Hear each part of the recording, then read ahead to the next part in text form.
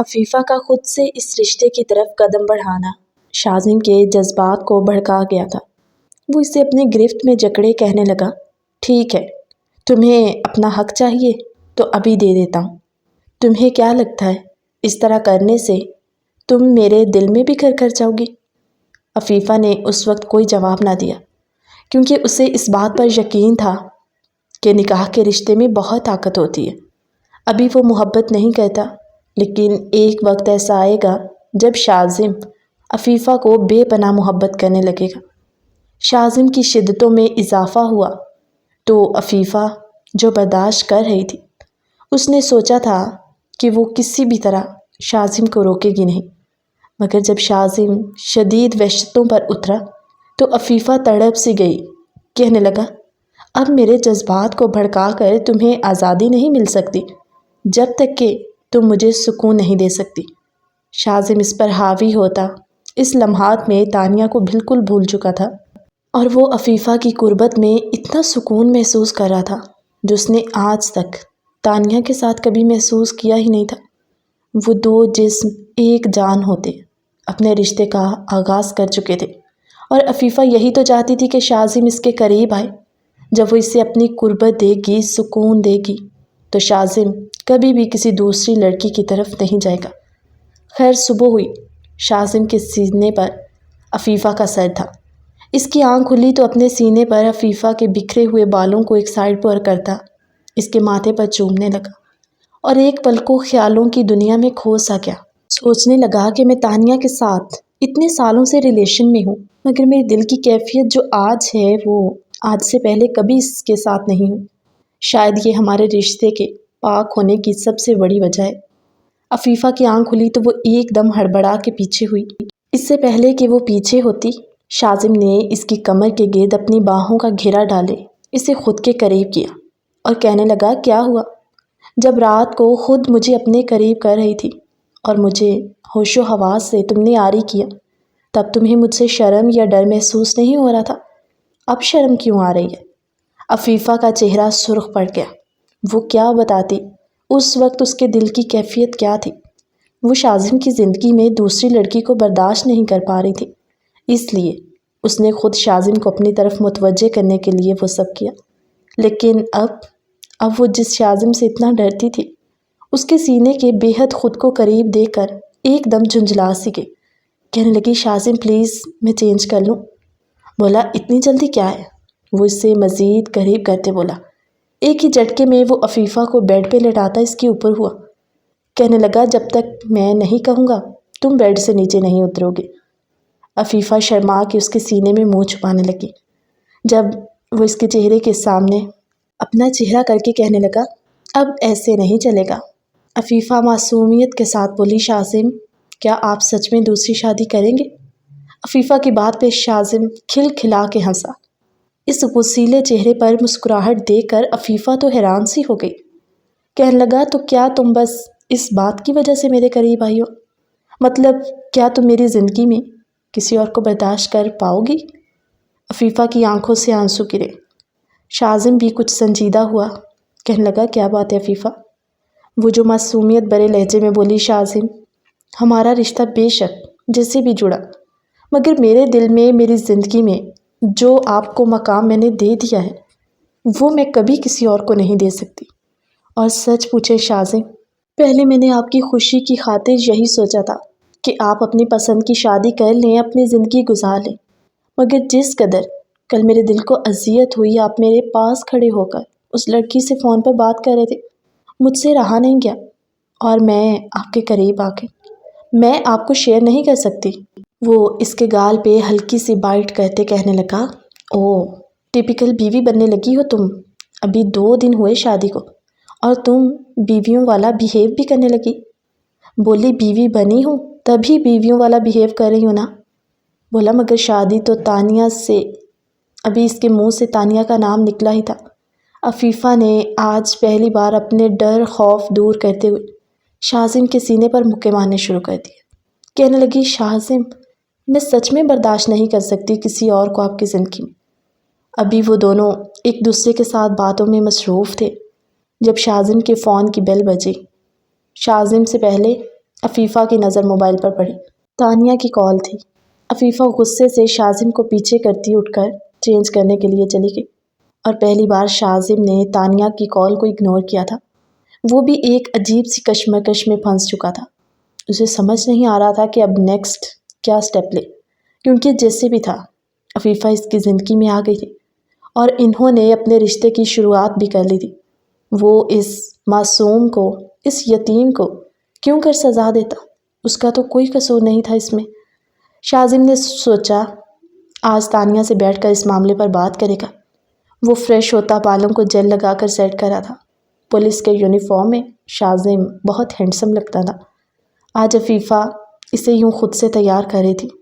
شاذم کی شرٹ کے بٹن بند کر کے کہنے لگی، شاذم جو دبی سی مسکراہٹ میں مسکرایا اور کہنے لگا، شاذم ہی کہنا، اس سے آگے بڑھنے کی ضرورت نہیں ہے۔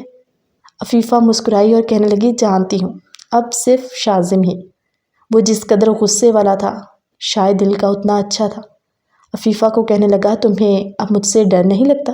پہلے تو تم میری شکل دیکھ کے ایسے بھاگ کے چھپ جاتی تھی جیسے میں کوئی تمہیں کھا جاؤں گا۔ وہ شاذم کی آنکھوں میں دیکھ کر بولی، آپ اتنے سافٹ ہارٹ ہیں، یہ مجھے اب پتہ چلا۔ میں تو آپ کو ہمیشہ اسکول کا سبق سنانے کی وجہ سے جھوٹ بول دیتی تھی کہ مجھے سبق نہیں آتا، اور آپ کی دی گئی سزاؤں کو بھگت لیتی تھی، کیونکہ مجھ میں یہ ہمت نہیں ہوتی تھی کہ میں آپ کے سامنے کچھ بھی بول پاؤں۔ کہنے لگا، پہلے اتنا ڈر اور اب اپنی ہر بات مجھ سے منوا رہی ہو۔ وہ ذرا اتراتے ہوئے مسکرائی۔ شاذم ریڈی ہوتا باہر نکلا۔ آج اس کے چہرے پر دلی مسکراہٹ تھی۔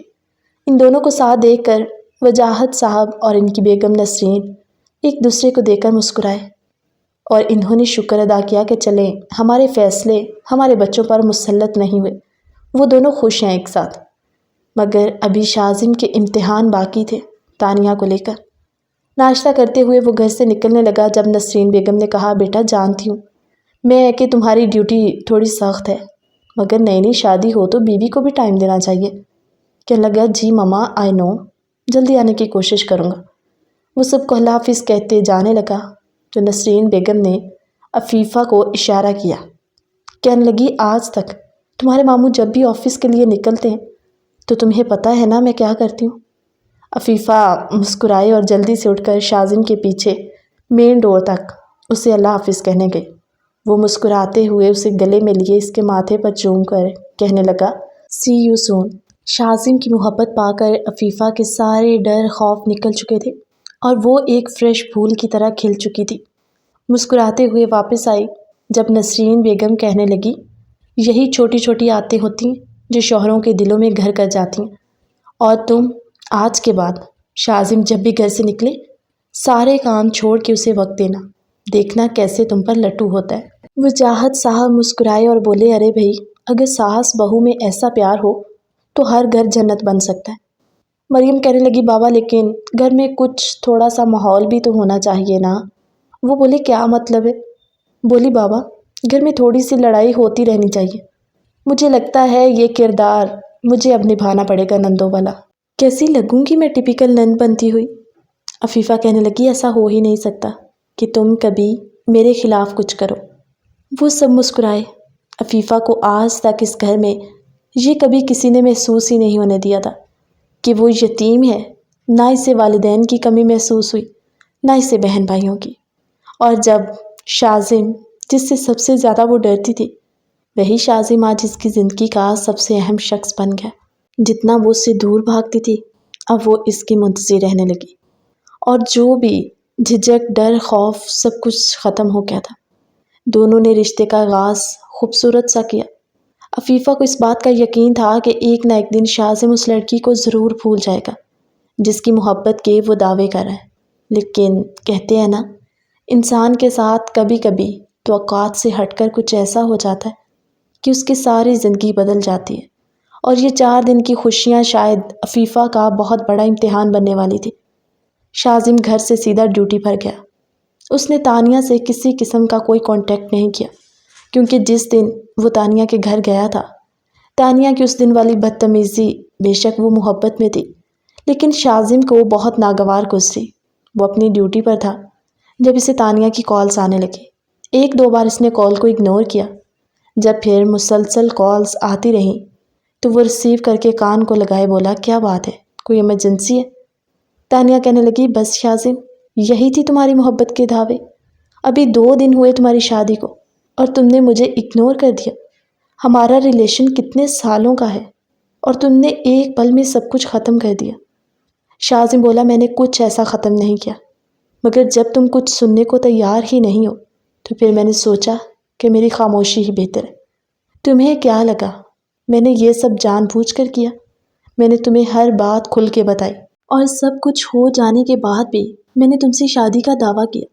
اگر میں نے وعدے کیے ہیں تو میں نبھاؤں گا۔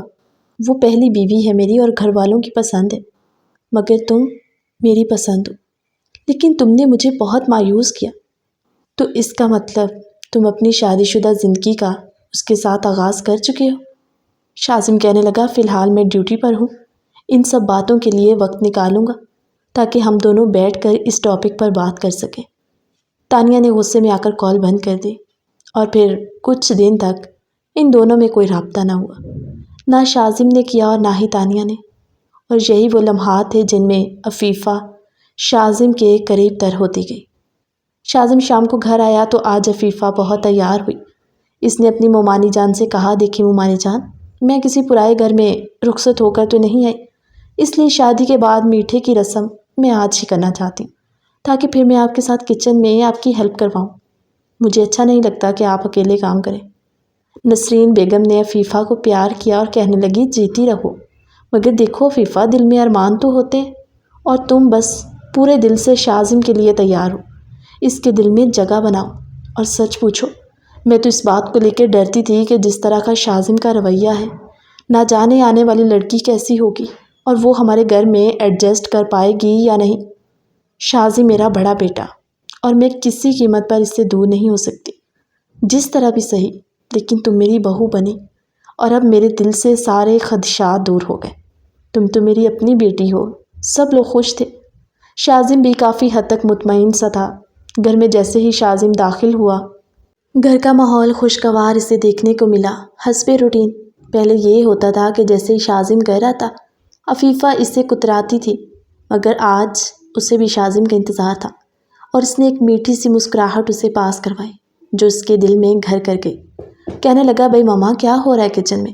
اسے عادت تھی کہ وہ جیسے ہی گھر میں داخل ہوتا ہر چیز کو بڑی غور سے دیکھتا۔ جب انہوں نے کہا کہ آج عفیفہ نے میٹھا بنایا، کہنے لگا، واہ، کل شادی ہوئی ہے اور آج آپ نے میٹھے کی رسم بھی کروا لی؟ کہنے لگی، نہیں، میں نہیں کروانا چاہتی تھی، مگر عفیفہ نے ضد کی تو پھر اس کا اپنا گھر ہے، میں کیسے اس کو روک سکتی تھی؟ کہنے لگا، یہ تو اچھی بات ہے بھائی، پہلی ساس بہو ہوں گی جن میں اتنا اتفاق ہوگا۔ وجاہت صاحب جو اپنے بیٹے کو حسب معمول کچھ زیادہ پرسکون اور خوش دیکھ کر بولے، شاذم بیٹے، کیا تم اپنے والد کے اس فیصلے سے خوش تو ہونا؟ شادی کے بعد موقع ہی نہیں ملا تم سے بات کرنے کا، کہیں تم مجھے ظالم باپ ہی نہ سمجھو کہ جس نے تمہیں بلی کا بکرا بنا دیا۔ وہ مسکرایا اور کہنے لگا، نہیں بابا، آج تک کبھی میں نے آپ کے کسی فیصلے پر اعتراض کیا تو اب کیسے کر سکتا تھا، اور شاید اللہ جو کرتا ہے وہ بہتر ہوتا ہے۔ وہ مسکرائے اور بیٹے کے کندھے پر تھپکی لگائے۔ اتنے میں عفیفہ جو ہاتھ میں کھیر والا باؤل پکڑے آئی اور سب کو سرو کرنے لگی۔ وجاہت صاحب کہنے لگے، عفیفہ، تمہارے ہاتھ کا ٹیسٹ تو ہم لوگ پہلے بھی بہت دفعہ ٹرائی کر چکے، مگر یہ تمہاری شادی کے بعد کی رسم ہے تو اس کا تو کچھ الگ ہی ٹیسٹ ہوگا۔ اور سچ میں کھیر بہت مزے کی بنائی ہوئی تھی اس نے۔ مریم کہنے لگی، شاذم بھائی، میں نے بھی ہیلپ کروائی تھی، اس لیے اگر بھابھی کو انعام دیا تو پھر میں بھی حقدار ہوں گی۔ کہنے لگے، تم تو کوئی موقع ہاتھ سے جانے نہ دیا کرو۔ سب خوش تھے۔ رات کے کھانے کے بعد شاذم جو کمرے میں تھا اور شاید اسے انتظار تھا کہ عفیفہ کب کمرے میں آئے گی، مگر عفیفہ ابھی اپنی مومانی کے ساتھ کچن میں تھی۔ نسرین بیگم کہنے لگی، ارے عفیفہ، شاذم کمرے میں ہے، تم بھی جاؤ، اور سب لوگ کھانا کھا کے فری ہو چکے ہیں تو اب یہاں پر رکنے کا کوئی کام نہیں۔ کہنے لگی، جی مومانی جان، بس جانے لگی تھی۔ عفیفہ کے چہرے پر شرمیلی سی مسکراہٹ کے ساتھ ابھی اس کے دل میں جھجک پن سا بھی تھا شاذم کو لے کر، مگر وہ ایک گہری سانس خارج کرتے ہوئے پھر سے خود میں ہمت جمع کرتے کمرے میں گئی جہاں شاذم بیڈ پر بیٹھا موبائل میں مصروف تھا۔ عفیفہ جیسے ہی کمرے میں داخل ہوئی اس نے سر سے لے کر پاؤں تک عفیفہ کو گہری نظر سے دیکھا۔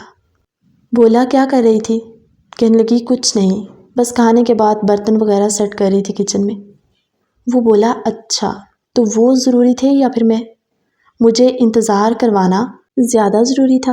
عفیفہ جو اپنے ہاتھوں سے چوڑیاں اتار کر ڈریسنگ ٹیبل پر رکھ رہی تھی، شاذم اٹھا، اس کے قریب آیا، اس کے روبرو کھڑا اسے دیکھنے لگا۔ کہنے لگا سچ کہتے ہیں خوبصورتی دیکھنے والے کی نظر میں ہوتی ہے۔ آج سے پہلے بھی تم اسی گھر میں پلی بڑھی ہو، مگر میں نے تمہیں کبھی اس طرح دیکھا ہی نہیں تھا، اور اب جب کہ دیکھا ہے تو پچھتا رہا ہوں کہ پہلے کیوں نہیں دیکھا تھا۔ عفیفہ جس کی مسلسل خاموشی پر شاذم نے اس کے ہاتھوں کو پکڑا اور خود اس کی چوڑیاں اتار کر ڈریسنگ پر رکھنے لگا۔ کہنے لگا کیا ہوا؟ ایک ہی رات میں ساری بےتابیاں تمہاری ختم ہو گئی؟ میں چاہتا ہوں تم مجھے اپنا بناؤ، مجھے اپنا دیوانہ بنا لو۔ عفیفہ نے ایک گہری سی نظر سے شاذم کو دیکھا اور پھر نظریں جھکا گئی۔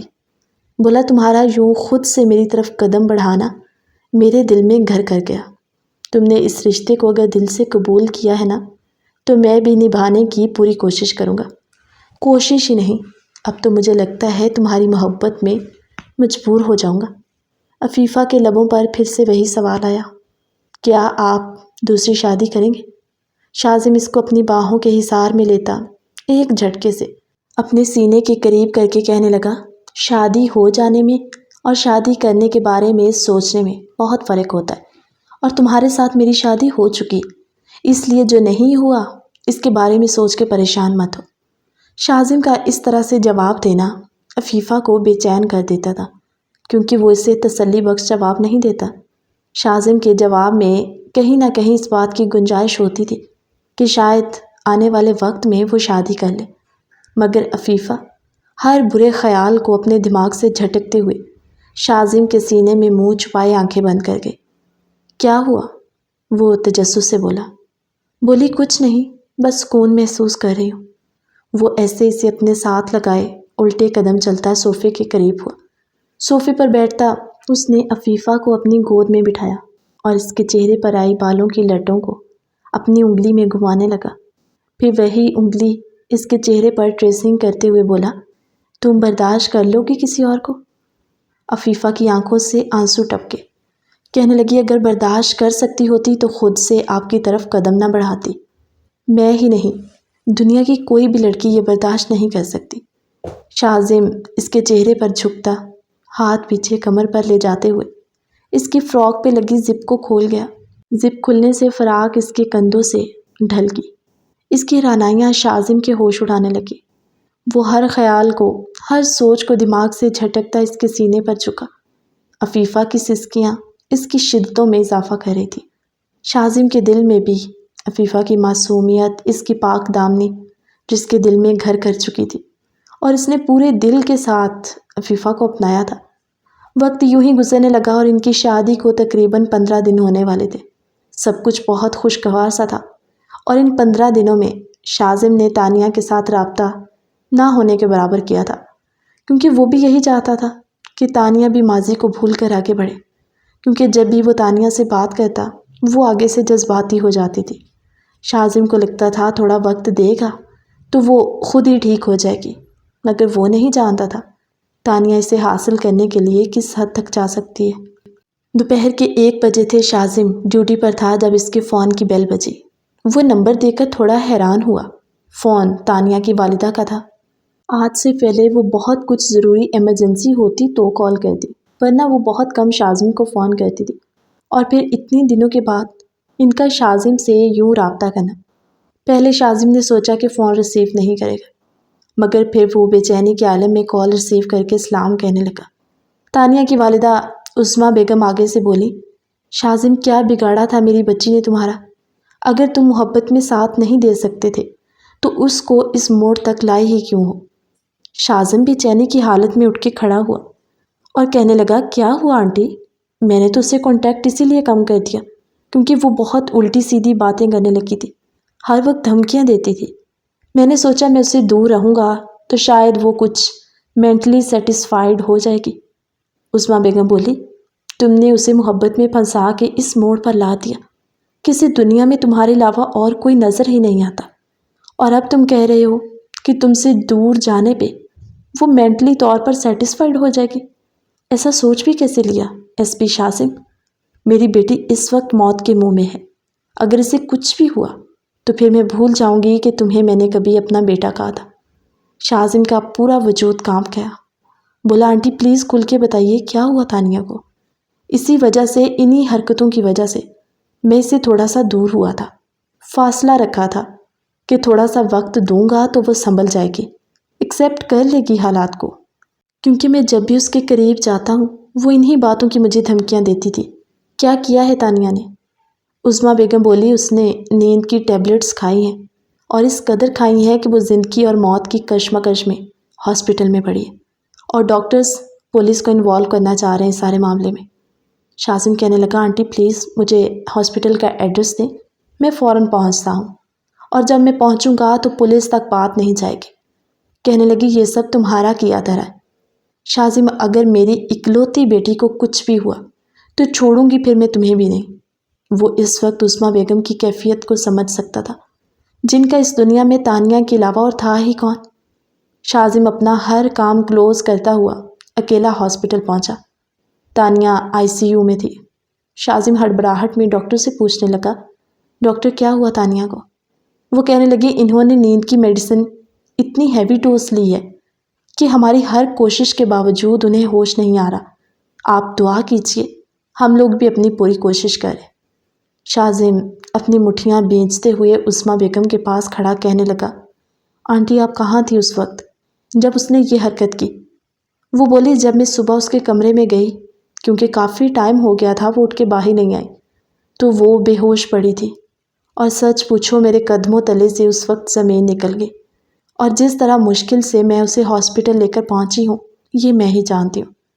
شاذم بولا، تو آپ نے مجھے اس وقت کال کیوں نہیں کی؟ بولی، کال کی تھی، تمہارا نمبر بن جا رہا تھا۔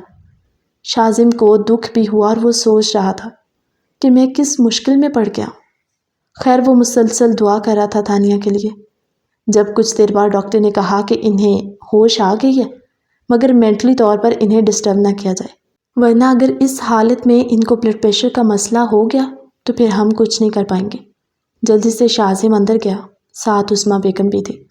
شاذم کو دیکھتے ہی تانیہ رو پڑی، کہنے لگی، شاذم تمہارے لیے یہ سب بہت آسان ہوگا، مگر میرے لیے سب کچھ آسان نہیں ہے۔ بہت مشکل سے وہ بات کر رہی تھی۔ شاذم کو دیکھتے ہی تڑپ سی گئی۔ شاید تانیہ نے سچی محبت کی تھی شاذم سے، اور شاذم بھی کرتا تھا، مگر وہ بس اس کے بچپنے سے ڈرنے لگا تھا، اور جس بات کا شاذم کو ڈر تھا وہی اس نے کیا۔ شاذم اپنے دونوں ہاتھوں میں اس کا چہرہ لیے بولا، تانیہ یہ کیا پاگلوں والی حرکت کی ہے؟ وہ بولی، تم شادی کر سکتے ہو تو کیا میں اپنی جان بھی نہیں لے سکتی؟ یہ بھی حق نہیں ہے مجھے؟ شاذم میں تمہاری زندگی سے دور ہو جانا چاہتی تھی، میں نہیں چاہتی کہ میری وجہ سے تمہاری لائف ڈسٹرب ہو، اور میں یوں تم سے محبت کی خیرات نہیں مانگنا چاہتی۔ بات کرتے ہوئے اس کے ہونٹ کانپ رہے تھے اور اس کی آنکھوں سے آنسو ٹپ ٹپ برس رہے تھے۔ شاذم بولا، اگر تمہیں کچھ ہو جاتا، تم نے سوچا تمہاری والدہ کا کیا ہوگا؟ بولی، کیا صرف موم کو ہی فرق پڑے گا؟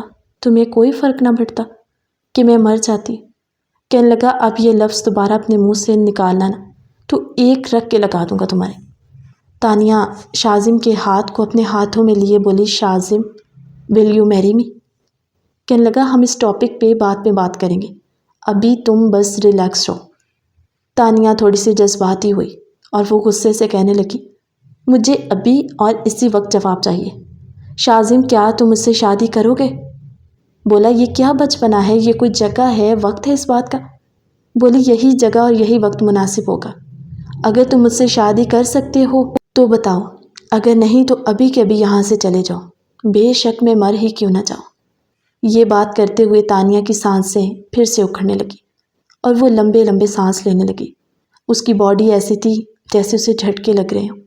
عظمیٰ بیگم جلدی سے ڈاکٹر کو آوازیں دینے لگی، ڈاکٹر دیکھیں میری بیٹی کی طبیعت پھر سے خراب ہونے لگی۔ ڈاکٹر تانیہ کے قریب آئی اور کہنے لگی، ہم نے آپ کو کہا بھی تھا کہ ان کو سٹریس نہ دیں۔ اگر اللہ نے معجزہ کیا ہے، ان کی جان بچی ہے، تو کیوں آپ لوگ اسے سٹریس دے رہے ہیں؟ عثمہ بیگم نے شاذم کے آگے ہاتھ چھوڑے اور کہا، شاذم بیٹے، کیا بگاڑا ہے تانیہ نے تمہارا؟ صرف محبت ہی تو کی ہے، اور بدلے میں تم سے محبت مانگ رہی ہے۔ اپنا لو میری بیٹی کو، اگر وہ مر گئی تو میں پاگل ہو جاؤں گی۔ شاذم اس وقت کیا کر سکتا تھا؟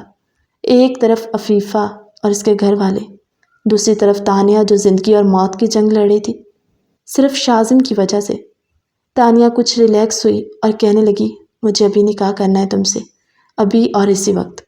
میں تمہاری باتوں میں نہیں آنے والی شاذم، جانتی ہوں تم اب اس طرح مجھے ٹال مٹول کر رہے ہو تاکہ بعد میں پھر تم مجھے معاشرے کا اور گھر والوں کا اور سب کا کہہ کے مجبور کر کے پھر سے چھوڑ جاؤ، مگر اب نہیں۔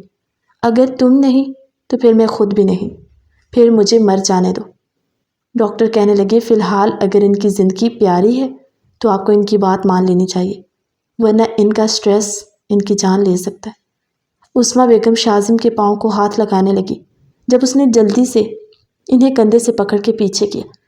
کہنے لگا، آنٹی پلیز یہ سب مت کیجیے، آپ میرے لیے میری ماں جیسی ہیں، اور مائیں بیٹوں کے پاؤں نہیں پکڑتی۔ پھر وہ ہاتھ جوڑ کر بولی، تو میری بیٹی کی زندگی بچا لو نا، مر جائے گی وہ تمہارے بغیر۔ جس دن سے تمہاری شادی ہوئی نا، میری بیٹی سوکھ کے تیلا ہو گئی ہے، کچھ کھاتی نہیں ہے، پیتی نہیں ہے، کمرے میں خود کو اس نے بند کر لیا تھا، اور تم نے بھی پلٹ کر اس کی طرف نہیں دیکھا۔ شاذم تانیہ کا ہاتھ اپنے ہاتھ میں لیے بولا، تانیہ آئی لو یو سو مچ، تم میری محبت ہو، اور تمہارا یہ تڑپنا مجھ سے دیکھا نہیں جاتا۔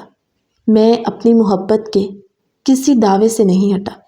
اگر میں تمہاری زندگی سے تھوڑا سا بھی پیچھے ہوا تھا، میں بس اسی لیے تھا کہ تم سچویشنز کو ہینڈل کر سکو، تم ایکسیپٹ کرو سب کچھ، مگر تم اتنی پاگل نکلو گی مجھے نہیں پتا تھا۔ شادی کرنی ہے نا، آئی ایم ریڈی، ابھی تم چاہو تو میں تم سے ابھی نکاح کرنا چاہتا ہوں۔ تانیہ کے چہرے کو گہری مسکراہٹ نے چھوا، اور وہ لمبی سی سانس خارج کرتے شاذم کی آنکھوں میں دیکھ رہی تھی، بنا پلکیں، جبکہ اس کی آنکھوں سے آنسو بہے جا رہے تھے۔ کہنے لگی، مجھے ابھی اور اسی وقت تم سے نکاح کرنا ہے۔ ہاسپٹل میں ہی مولوی اور گواہوں کا انتظام کیا گیا۔ نکاح کا ایجاب و قبول اس نے ہاسپٹل کے بیڈ پہ کیا۔ جیسے ہی شاذم نے تانیہ کو اپنے نکاح میں قبول کیا، تانیہ سکون کی حدوں کو چھوتے ہوئے بیڈ سے ٹیک لگائے پیچھے کو گردن کیے آنکھیں بند کر گئی۔ مگر اب کون جانتا تھا کہ تانیہ کا یہ نکاح جب عفیفہ پہ اور شاذم کے گھر والوں پر آشکار ہوگا تو شاذم کو کن سچویشنز کو ہینڈل کرنا پڑے گا۔ خیر وہ تانیہ کو لے کر گھر پہنچا۔ تانیہ کے پاس موجود تھا جب اسے وجاہت صاحب کی کال آئی اور کہنے لگے، برخوردار، رات کا وقت دیکھا ہے کیا ہو گیا، اور تم گھر کیوں نہیں پہنچے؟ اور سنو تمہاری بیوی کی طبیعت ٹھیک نہیں ہے، اس لیے جتنا جلدی ہو سکے گھر پہنچاؤ۔ شاذم جیسے ہی گاڑی لے کر نکلا، راستے میں ہی اس کہانی کا بقیہ پارٹ ہماری اگلی ویڈیو میں۔ تب تک کے لیے اللہ حافظ۔